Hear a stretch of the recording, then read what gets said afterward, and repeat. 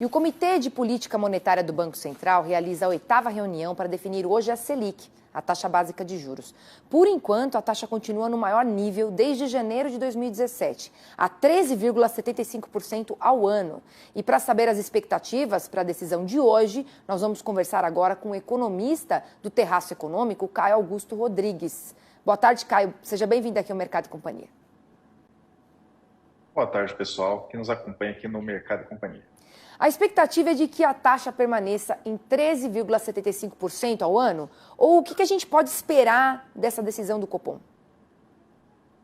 Na verdade, o que é mais importante da gente observar sobre essa decisão do Copom é o que é que ela vai reforçar na mensagem, no recado dela, depois que ela acabar, né? Que sempre que essa decisão é anunciada, depois sai ali um recado breve, mas uma semana depois sai a ata. Na última decisão, que envolveu uma manutenção em 3,75, foi passado que, nós estamos fazendo nossa parte como política monetária, como juros, mas nós não trabalhamos sozinhos. Os preços ainda estão em patamar elevado. Importante a gente lembrar que a inflação deve acabar acima do teto da meta esse ano, e pelo Boletim Focus ela deve acabar acima do teto da meta também em 2023, e ele não trabalha sozinho. Na verdade, o mais importante agora é verificar qual a sinalização que vem de vamos segurar essa taxa nesse patamar por mais tempo ou ainda podemos ter alguma alta mesmo que reduzida. Agora, com esse cenário para a Selic, o que a gente pode ver para a inflação brasileira? Vai ser possível frear esse aumento? Dentro da economia tem dois lados que agem em cima da inflação. São basicamente o lado monetário, que são as decisões do Banco Central, via juros e outros mecanismos, mas principalmente juros, e pelo lado fiscal, que são os gastos do governo, são as decisões que o governo toma de colocar dinheiro a mais na economia ou tirar dinheiro da economia. Na prática, pelo lado monetário, sim, a gente já está com uma taxa bastante restritiva.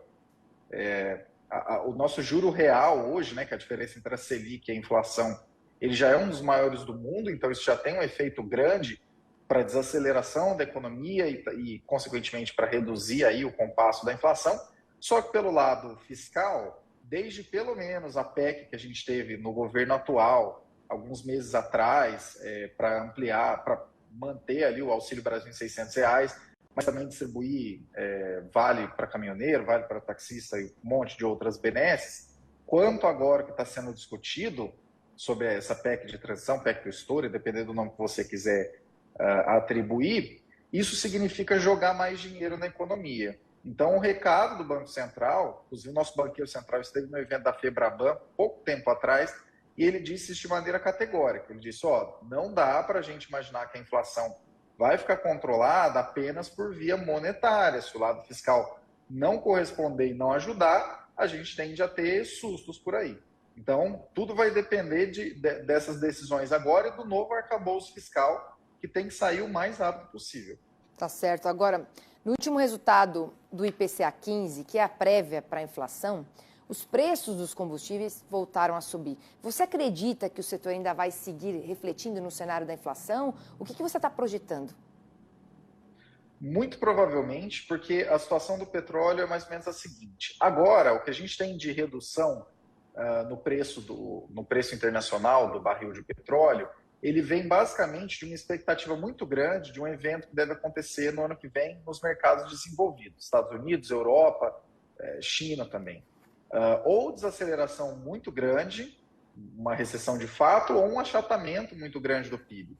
Então, cai ali essa demanda, o mercado já se antecipa agora para reduzir os preços. Porém, a situação que a gente tem para o petróleo, ela é de uma pressão altista razoável para o ano que vem, por basicamente dois motivos. O primeiro motivo é que se agora esse preço está caindo por essas expectativas de uma queda de demanda mais adiante, por outro lado, a gente tem que diversos países utilizaram reservas estratégicas, os Estados Unidos, por exemplo, e por usar reservas estratégicas significa que uma hora você vai ter que repor isso, né? Os Estados Unidos vão tentar repor isso quando chegar ali na faixa de 60, 70 dólares o barril. E por outro lado, o setor, além dele vir reduzindo a oferta, né? A OPEC recentemente topou aí uma redução de 2 milhões de barris por dia, além de ter essa redução, é um setor que tem investido historicamente menos na última década. Então, quer dizer, e é uma produção que não é da noite para o dia, né? Você faz alguns investimentos hoje e começa a ter resultados 2, 3 anos daqui em diante. E o terceiro, na verdade eu falei 2 pontos, mas me desculpem, são 3 pontos. O terceiro é que a China ainda não voltou da pandemia. Esse ano que a gente teve, 2022, a gente viajou, a gente já encontrou amigos, foi em casamentos e tudo mais, a China ainda não teve isso. Quando a China voltar completamente, né, sair da política de Covid-0 e tudo mais, isso tende a aumentar a demanda global por petróleo em cerca de 2 milhões de barris por dia. Então, existe uma pressão forte para o preço do petróleo. Se manter a política de precificação atual, isso significa inflação na veia, porque toda vez que aumentar, isso vai bater na inflação. Se o próximo governo decidir mudar essa política, essa conta demora um pouquinho a mais, mas depois chega porque, né, o Estado brasileiro é o principal acionista da Petrobras. Então a gente vai pagar isso aí via Tesouro depois, também é inflação. Um pouco mais diluído, mas é inflação também.